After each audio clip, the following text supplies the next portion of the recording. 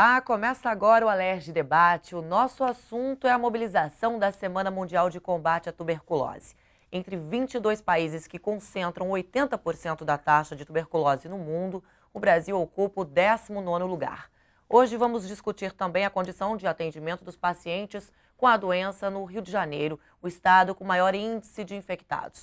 Para falar com a gente no estúdio, o presidente da Frente Parlamentar de Combate à Tuberculose e HIV, o deputado Gilberto Palmares, Sônia Regina Gonçalves da Silva, presidente da Associação de Mulheres e Amigos do Morro do Urubu, e Roberto Pereira, ativista e representante do Fórum de Tuberculose. Deputado, existe algum saldo positivo em relação ao controle da doença no Rio de Janeiro? Eu acho que o saldo positivo é que você tem um número mais amplo hoje de entidades da sociedade civil, de profissionais de saúde, de militantes do movimento comunitário que tem ampliado a mobilização para cobrar políticas públicas efetivas de combate à tuberculose. Então a gente saúda, comemora, parabeniza o aumento dessa mobilização. Agora, por outro lado, a gente lamenta o fato do Estado do Rio de Janeiro continuar detendo esse campeonato desonroso de ser a unidade da federação com os piores indicadores relacionados à questão da tuberculose. Cerca de 900 cidadãos e cidadãs do nosso estado, a grande maioria de comunidades pobres, morre anualmente por tuberculose. E é dramático porque é um número grande e porque não precisaria ter nenhuma dessas mortes. Há muito tempo que a ciência já desenvolveu mecanismos que possibilitam que as pessoas sejam tratadas e não precisem morrer por tuberculose. Então, mais do que comemorar qualquer avanço, o 24 de março, essa semana de mobilização, é um momento de luta, é um momento de chamar a atenção da sociedade para que haja uma tomada de consciência, e é fundamental, porque o que é mais lamentável é que ninguém quase sabe disso, que o Rio é o campeão nacional de óbitos por tuberculose. Nós reconhecemos que há esforços de muitos profissionais de saúde, de vários gestores de saúde, mas é pouco, é insuficiente. Era preciso que aquelas pessoas que têm responsabilidade pública, que governam o nosso estado do Rio de Janeiro, estabelecessem como uma das suas grandes prioridades na área de saúde o enfrentamento da questão da tuberculose. E eu digo aqui que o meu sentimento, apesar de todos os esforços meritórios que são feitos, é que não é visto como uma questão prioritária o combate à tuberculose. As pesquisas mostram que a média de procura por internação é de 100 pacientes por semana. Você, junto com a Frente, está fazendo uma visitação em vários centros aqui do Rio de Janeiro, inclusive na Central Estadual de Regulação de Leitos da Secretaria Estadual de Saúde e Defesa Civil, localizado na Praça da Bandeira. O que foi verificado lá, deputado? O Fórum de ONGs TB, que o Roberto é um dos ativistas mais destacados, o movimento comunitário que milita nessa área, já vem denunciando com razão há vários anos. A nossa ida ao centro de regulação, a nossa ida, por exemplo, à UPA da Penha, confirma o que eles vêm dizendo há vários anos. Vou dar um dado concreto.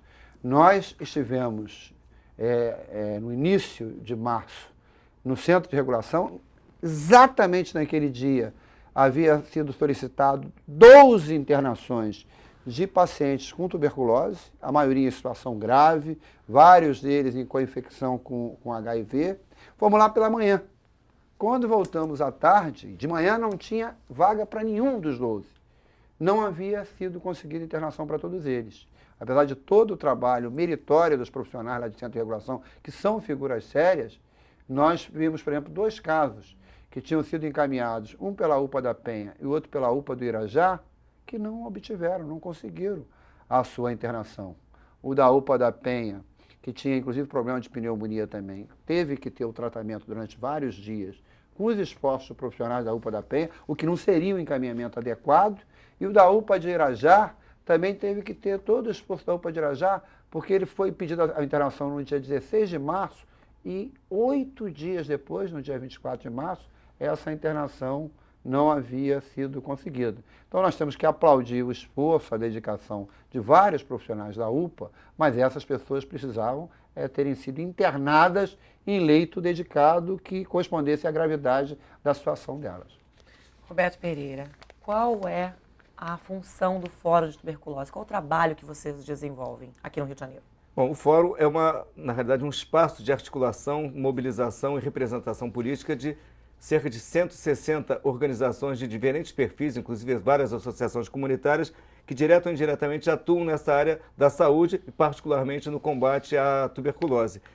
E o papel do Fórum é exatamente estar tentando fazer, pegar essa fala da população, articular com os gestores públicos, com o parlamento, tentar fazer que a política pública de saúde ela seja efetivamente cumprida e implementada. Quer dizer, a gente agora fala a questão da internação. A tuberculose ela é tratada na unidade básica de saúde. Quer dizer, o tratamento é disponível apenas na rede pública de saúde, quer dizer, em todo o Brasil. A medicação é muito barata, os exames são baratos, o custo disso para o SUS é um custo mínimo, mas o paciente que necessita, e esses vários casos que necessitam internação e que não são atendidos, são exatamente os casos graves, as pessoas que não tiveram esse atendimento feito de uma maneira correta no começo, são pessoas que têm a coinfecção com outras patologias, inclusive a AIDS, que é a principal coinfecção da tuberculose, a tuberculose e HIV, por isso a frente trabalha com essas duas questões. E essas pessoas, quando chegam no estágio de precisar a internação, porque muita coisa anteriormente não foi feita da forma correta. Então a taxa de abandono é grande? Sim, porque não existe uma preparação desses profissionais. A tuberculose ela é considerada uma doença negligenciada. Então, se teve um grande boom no começo do século XX da tuberculose, não existia tratamento, se descobriu o tratamento e criou aquela fantasia, ó, agora tem remédio, tem cura. E ela foi abandonada, não houveram pesquisas, não houve interesse de desenvolvimento de novas drogas, ficou abafada e ela começou a atingir prioritariamente, não exclusivamente, mas prioritariamente, segmentos mais carentes da população.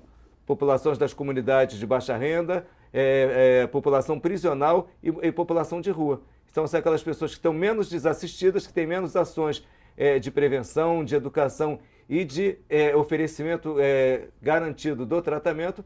E aí essas pessoas começam a adoecer e o profissional não está preparado para esse atendimento. A formação médica, tem uma frase que eu cito sempre do Conselho Federal de Medicina que diz que 70% dos médicos que se formam hoje não sabem elencar os sintomas da tuberculose, porque é uma matéria que passa-se muito rapidamente, a não ser aquele que você, eu vou ser pneumologista, eu tenho interesse social por essa área. Os interesses são outros e não existe esse olhar, porque é uma doença da pobreza.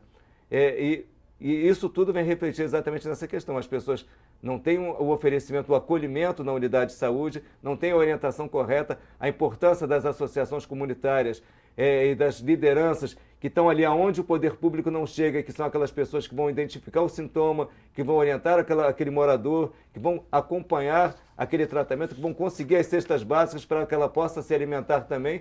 Quer dizer, tudo isso são uma série de determinantes sociais que fazem com que esses segmentos hoje sejam os mais atingidos. Mas é importante a gente deixar sempre claro, a tuberculose ela é democrática, ela atinge a classe alta como atinge a população de baixa renda. Agora, os efeitos dela, com certeza, são tremendamente mais devastadores nas populações mais pobres.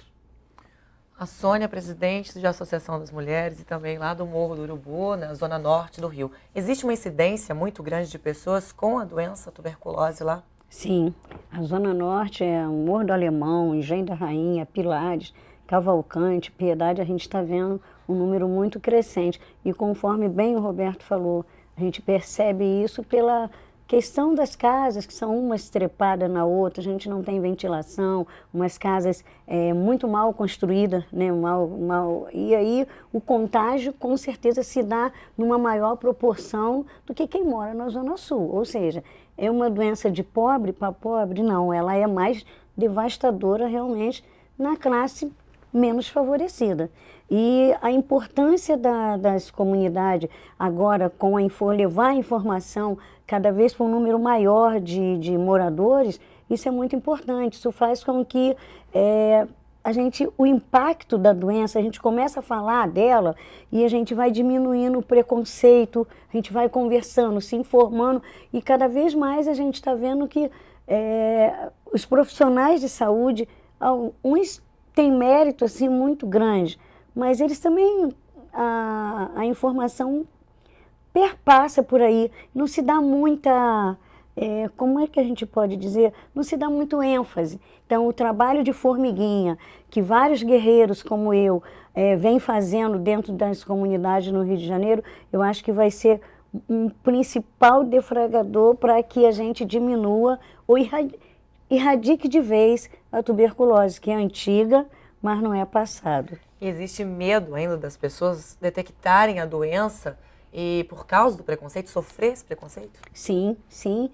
Olha, as pessoas têm medo de falar, elas preferem dizer assim, eu estou com pneumonia, tive uma pequena pneumonia. Ela não fala que ela teve tuberculose. Ainda quando a gente foi contatado para estar nesse programa, a gente queria trazer uma pessoa que tivesse, né, que teve tuberculose há pouco tempo, mas elas não se expõem, né? E para acabar com esse preconceito, a gente tem que conversar muito sobre ele. Então, vai ser levando a informação que a gente vai quebrar esse tabu. Nós vamos conseguir falar de tuberculose da mesma forma como a gente fala de HIV/AIDS.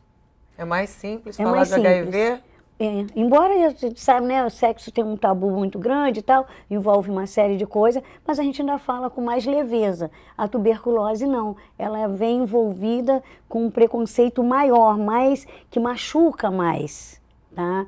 É como o Roberto disse, eu acredito que a tuberculose não tenha glamour, enquanto que a AIDS a gente tem um glamour em falar nela, não sei, a gente passa por aí. E faltam centros capacitados para tratar dessa doença lá perto do Morro do Urubu? Existe algum centro específico para tratar desses pacientes? Nós temos um centro de referência que é numa faixa de Gaza. A gente tem que passar por uma faixa de Gaza, o que você já Centro de percebe. referência em tuberculose, não? Não, é a unidade que atende o tá.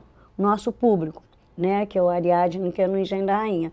E você vê que a dificuldade que é. Você tem que tossir, e aí ao tossir você já sai cambaleante, tem que ir até esperar clarear o dia, tá?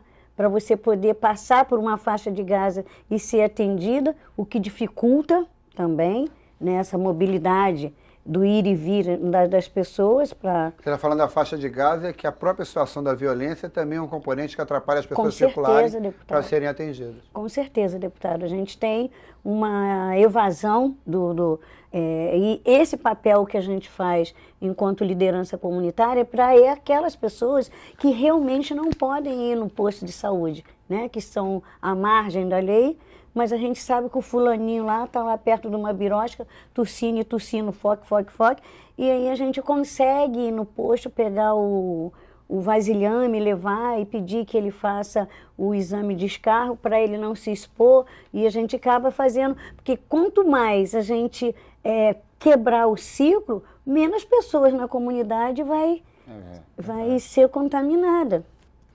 Nós vamos para um breve intervalo e já voltamos com a Leste Debate, hoje falando a respeito da condição de atendimento dos pacientes com tuberculose no Rio de Janeiro. É só um instante, eu volto já já.